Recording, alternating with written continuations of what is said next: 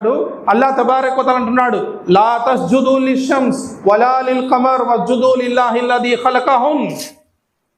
ఏం చేసేవాళ్ళు? ఇబ్రాహీం అలైహిస్సలాం కాలంలో ఇప్పటికి కూడా ప్రపంచంలో చాలా మంది ఏం చేస్తున్నారు?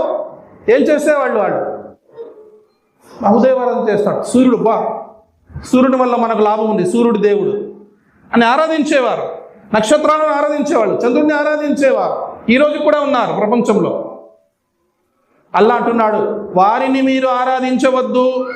అల్లాహుల్లదీ ఖలకహున్, అతన్ని ఆరాధించండి ఎవరైతే వాటిని పుట్టించాడో. రసూలుల్లాహ్ సల్లల్లాహు అలైహి వసల్లం వారు అంటున్నాడు, సూర్యుడు ప్రతిరోజు ఒకసారి తూర్పున ఉదయించిన తర్వాత మళ్ళీ పడమరన అస్తమించి అల్లాహ్ అర్ష్ కిందకు వెళ్ళి ఒక సజ్దా చేస్తాడు. బుఖారీ షరీఫ్లో సజ్దా చేసి అల్లాహ్కు సజ్దా చేస్తాడు సూర్యుడు. మానవులు ఎవరికి సజ్దా చేస్తున్నారు?